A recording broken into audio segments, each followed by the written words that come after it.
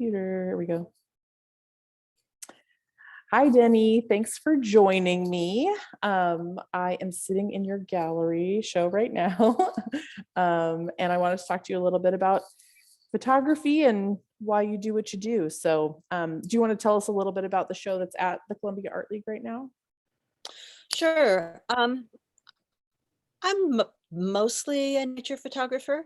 So a lot of what you see is shots that I've taken over the course of time. This is a retrospective. It's not, I don't think there's any new work really in this show, but there's some happy favorites as well as some not as often seen. So, you know, as people come into the South Gallery, I'm sure that they will recognize some of the prints.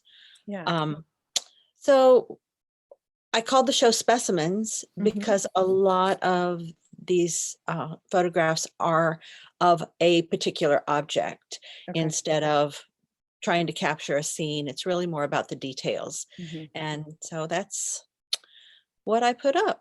Yeah, you can see behind me here, this one. Oh, look, I can hold it in my hand. This is Spiral Begonia, I believe. That's correct. And it is it's the more you look at the details, the more you kind of go into it. And that spiral effect really draws you in, which is very cool. So so when we're done here, I might just walk around and kind of show what things look like. Of course, best seen in the gallery. And we'll keep the link up to the show online for quite some time so people can go and visit it that way too.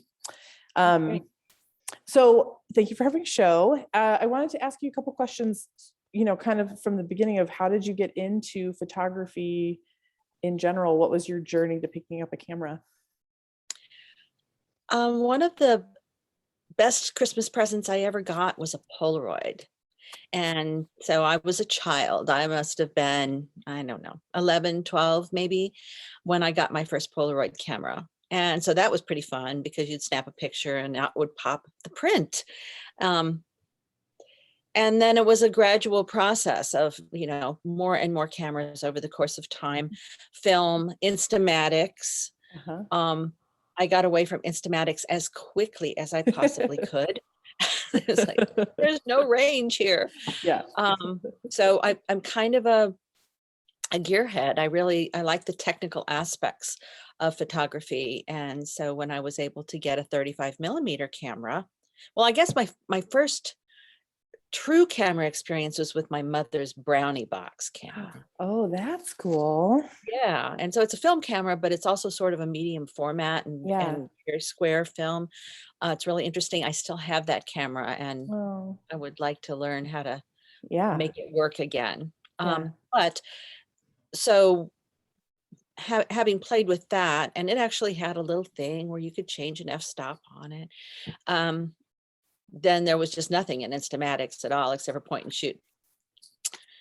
That brought me to my 35mm, and then it was when I learned to shoot in manual mode, and now I'm hooked. Yeah. You know, now I can change my shutter speed and get more light or less light, and so I think there's a wonderful thing about art in general, and maybe photography in particular. Once you hold that camera up to your face, you shut out everything else, and you're just looking for this scene, this thing that catches you. And you might catch a glimpse of it as you're just walking by, and that's what makes you turn your camera that way. But ultimately, it is about the frame and the composition and where the light is falling at that time. Yeah. So that's, I can really lose myself behind a camera. In fact, I have fallen backwards down a flight of stairs taking a shot. Oh no! Hopefully you got it though. Hopefully it was worth it, or maybe it was like a little. I think I got the shot, and I did not break anything. My bones good. or the camera. Yeah, I was gonna say, or the camera. That's the don't drop it. Yeah. Yeah, I know. Like, and you started in film, obviously. Do you? I know you shoot digitally mostly now. Do you do any film really at all anymore? No, if I was going to do film, it would be that brownie box. I think I wouldn't try and go back to my dear Pentax ME 1000. Yeah, there's just no point. Yeah. So I also was not able to process my own film because turns out that the fixative just makes me sick. Oh, no. Yeah. So I really love digital photography because I can do the processing. Yeah. And, and that was really interesting getting started in digital photography because I didn't realize that camera raw meant there's a lot of information, but it's not showing up in this photograph. And you Right. have Right. to process in order to find just what you saw, let alone the more information that's there that can be purchased, Yeah. extracted, I Yeah. guess So you is the can way to say mine it. the details. Yeah, exactly. Exactly. Yeah, I know. I kind of get because I do primarily film. And so when I have either taught digital or, been working with students who shoot digital or something, they're always like, don't you shoot in raw? And I'm like, nah, I don't want to sit on my butt too much and process that. But I'll spend hours in a dark room, like trying to get a print exactly perfect. It's like, what? Okay, it's the same. It's similar, idea that you're still spending time working on this thing to try to get it how you want it. And a camera is a camera is a camera, sort of, in that if you can turn off its brain and that you have control over what it does, then, you can really decide what you want it to do. And that's so powerful. That is really, truly an art form. So, yeah, I mean, you are very good at being able to manipulate your camera how you want it to be rather than letting it do all your work for you. So that's good. Yeah, I'm kind of a depth of field freak. I, that's Yeah. just something that is, I like a soft background. I like a nice, Nice in sometimes I focus like a nice line. crisp line. Yeah. But also, I like atmosphere. And so actually part of what my photographic growth has been is learning how to infuse more atmosphere. The atmosphere I feel when I'm taking the photograph often Yeah. is then I try to get that into the actual print. Yeah. That seems true definitely with some of the pictures that you have of, I'm thinking particularly of the stuff you did where there are castles. So I don't know if that's England or Ireland, but that's sort of roaming the moors, kind of those spaces. It feels like you really feel that like salty, foggy kind of air around you. So Right. Yeah. yeah. And some of my favorite photographers are the masters of Yeah. that kind of. Who do you look at for inspiration, and do you feel like they influence your work and how you make pictures? Definitely. I just pulled a couple of examples. So Ansel Adams is like every nature photographer's sort of first buddy, Yeah. right? Yeah.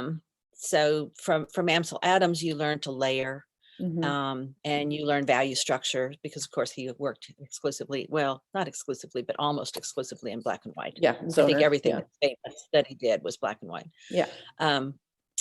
And then there are two modern photographers that people can like go to their websites and look at things. And one of them is probably better known than the other.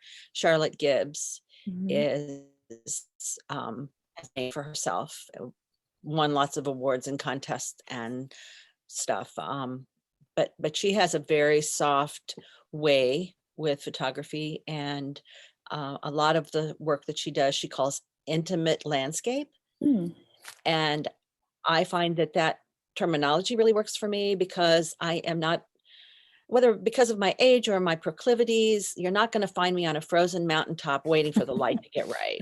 Yeah. You know, Yeah. I'm not going to tote my 200-pound, it seems like 200 No, pound for sure. tripod and gear up there and hang out in the tundra. I'm just not going to do it. Yeah. So, intimate photography is taking a slice of a bigger landscape. And in Missouri, it works really well Yeah. because we don't have these big, broad expanses very often. You can get on top of a cliff overlooking the Missouri River, maybe, Right. but there's no layering or anything that goes on there. It's just sort of, okay, flat landscape, big sky, Yeah. very nice. Oh, look, there's the sunset and the reflection on the water. It's all very cool, Right. but you can only take that picture so many times.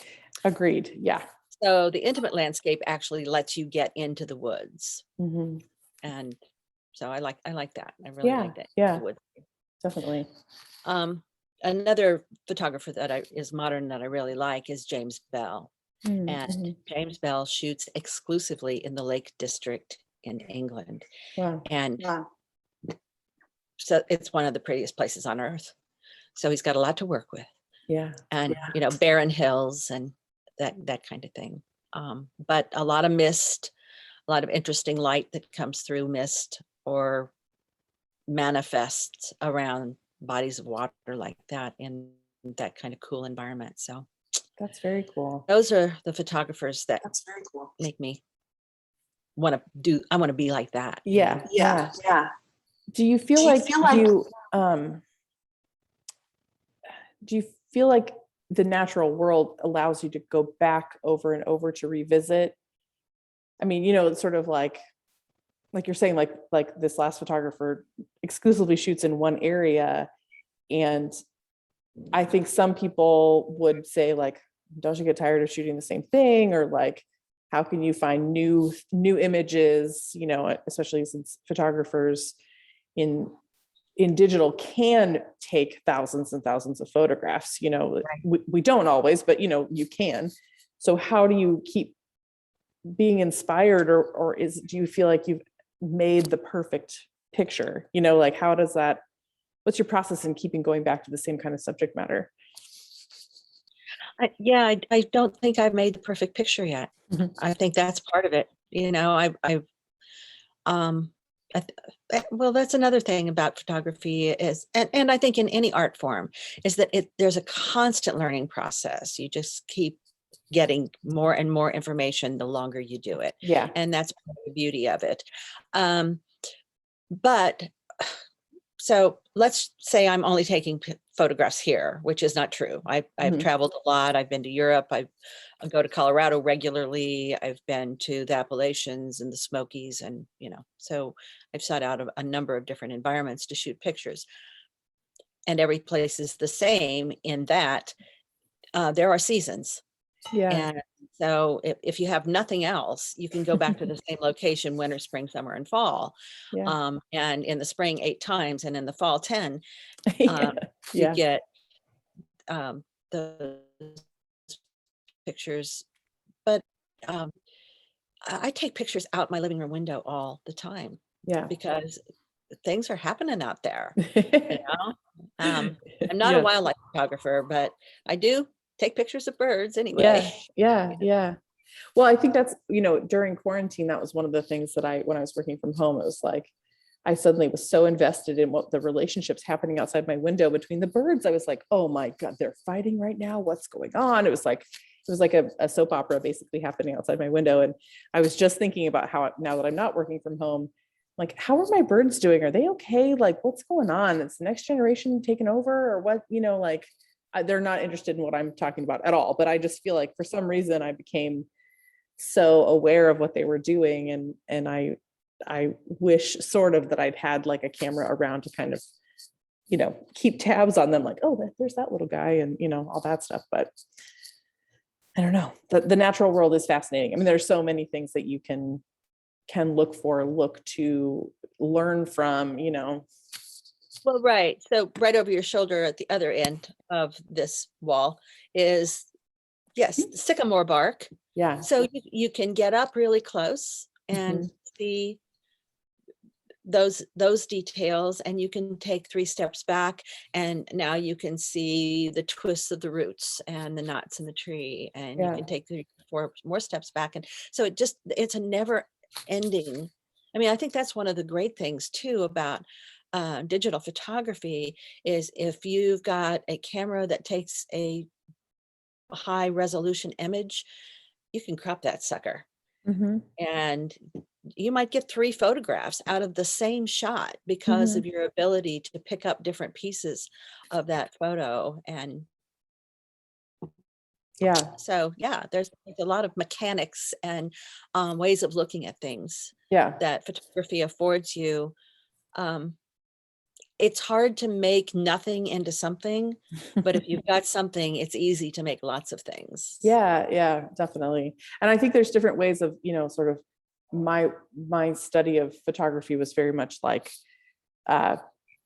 with who I studied with, get it right in camera, because I was shooting all film. So it's like, get it right in camera, full Yeah. frame. Like, you know, you're not going to crop this except to fit on your paper because your frame size is not the same as your paper size or whatever, which has never made sense to me, but whatever, you know, like it's all or nothing. Like, you better know what your borders are, because if it's not right in camera, you're not printing it, you know, sort of idea. And I think that is where digital has really freed people up. I mean, people have cropped photos all the time in film too, but the idea that you can mine these photographs that you've made to make them, turn them into kind of what you want, to choose the framing how you want it to be. Right. I think there's sort of a stigma on that, maybe for sort of these sort of straight photographers who kind of think about it being, you know, has to be right when you first take it. And like, let's throw all those rules out. Like, who cares? You know, you're making stuff that makes sense to you, you know? But I think I benefit from coming from film first, because get it right in camera was absolutely a mantra. Yeah.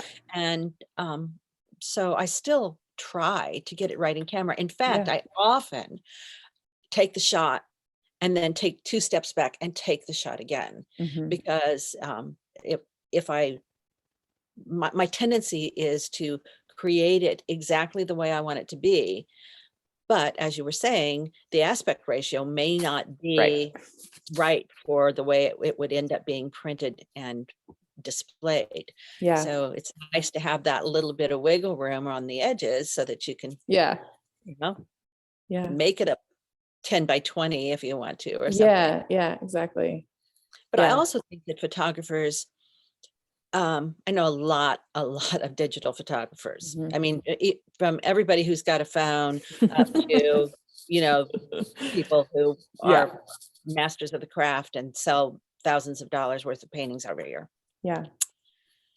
But every single one of them has this train of thought lost. You're okay. We're talking about getting it right in camera, and kind of that learning that has really helped you in how you make photographs now. Like, that you're not denying or not doing getting it right in camera. You are doing that, but that you're letting yourself play a little bit more as well, because that's, you know, everyone has a digital camera, but not everyone is a photographer. Like, I think that's maybe where you were going, but maybe not. I don't know. Me either. That's fine. It's good. We're in nature. Well, if you think of it, you just let me know. I was gonna ask, you know, so you return to nature a lot. Are there other subjects or other things or other places you want to go and explore? Like, what's on your list of places that you really want to photograph? Like, what's your next trip that you want to take? Well, I haven't been to Greece yet, so I very definitely would like to go to Greece, and that's a completely different environment than I've ever, especially the Greek islands, than I've ever really had the opportunity to shoot. I've done a little bit of seaside work along the coast of Ireland and England, and I've done some village work, and I need more opportunities, because I don't feel like any of the village photographs that I've taken are the photograph I wanted to take. Maybe one. But I love the narrow roads. I love the cobblestones. I love the layering of the buildings and the awnings and the tables outside and all of that kind of thing. The word juxtapose gets used a lot, but honestly, you juxtapose against elements, natural, man-made. And so I would like to do some of that. Probably the most difficult thing I've ever tried to photograph are ancient sites, places like Stonehenge and stone circles, where, you know, I really feel the energy, and they're beautiful landscapes, and they're harder than hell to take pictures of, and really art, you know? Look.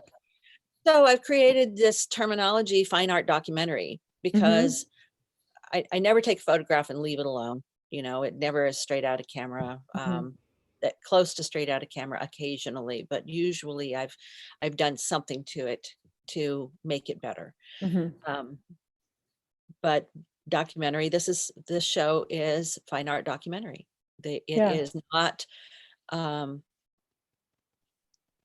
turning something that's not abstract into abstract. It's actually just documenting the abstract.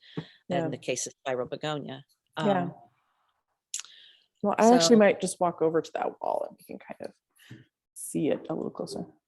Walk with me, friends. Go There you are in the light. I know. Hi.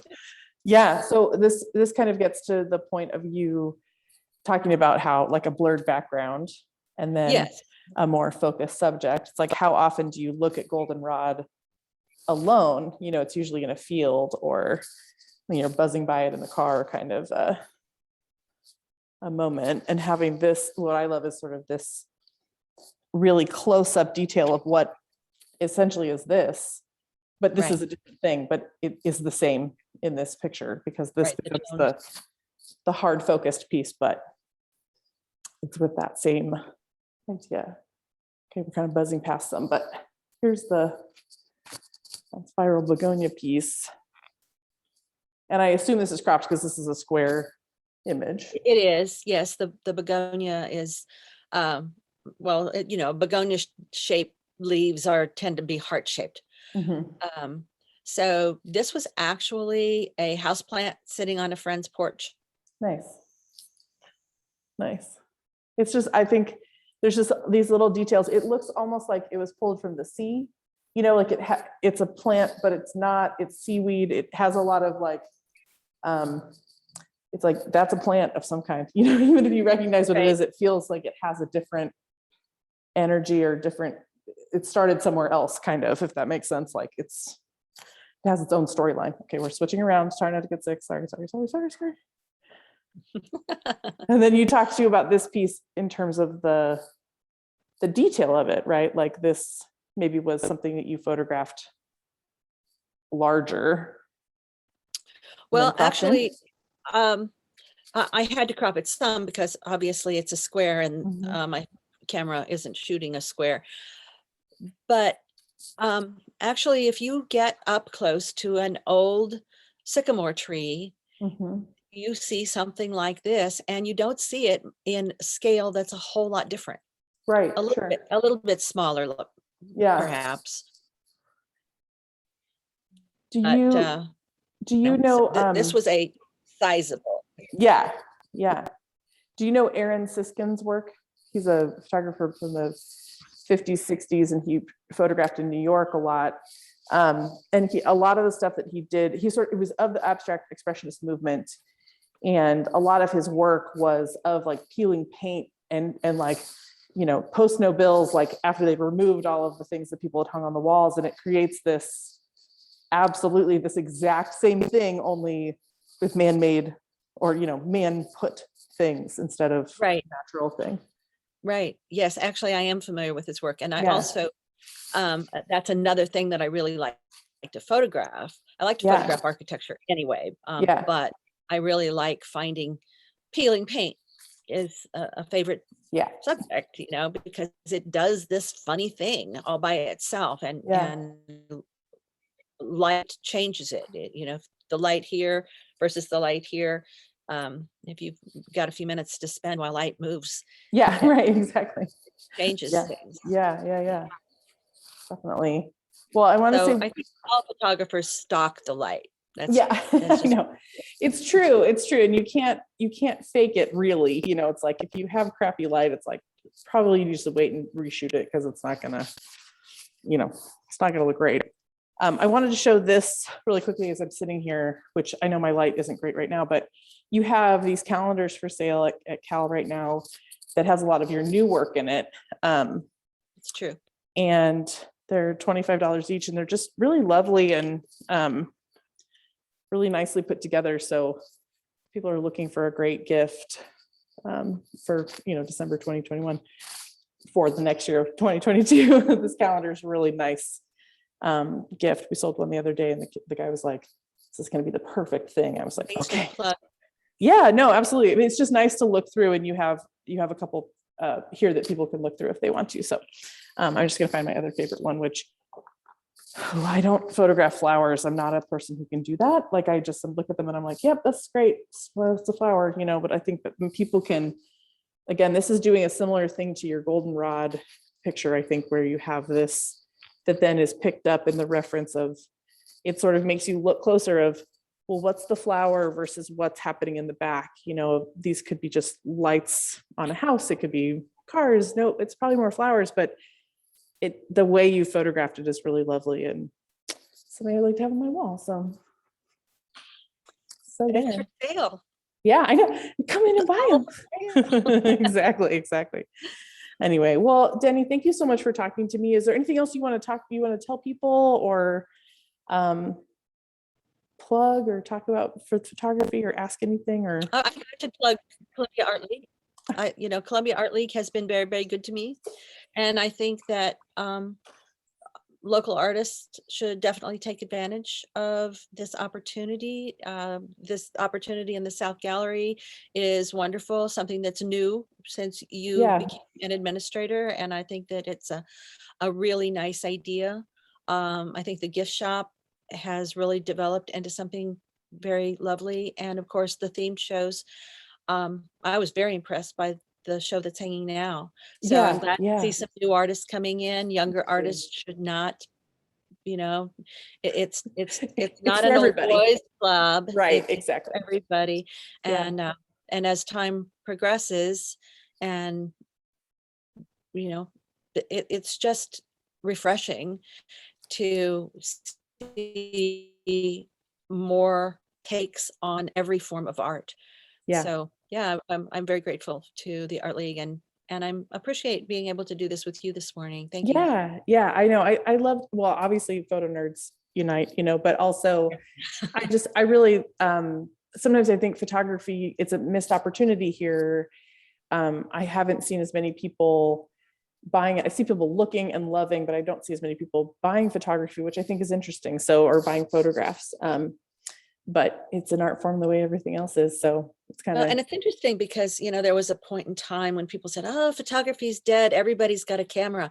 No, photography is not dead. No. People are taking better and better pictures.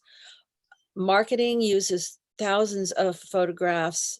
I mean, millions of photographs every single day. Yeah. So, I would encourage people to, and if you want to learn, there are lots of opportunities to learn, but I'm also available to, give advice and I'd be happy to share what I've learned over many, many years. Yeah, absolutely. And we'll put on our YouTube channel and also when we share the social media, we'll put your website and your contact information on there for people. So, well, Deni, thanks for talking to me. And I know I'll see you sometime soon, hopefully. I hope you have a great rest of your day. So yeah, thank you. Happy holidays. Thanks. Bye.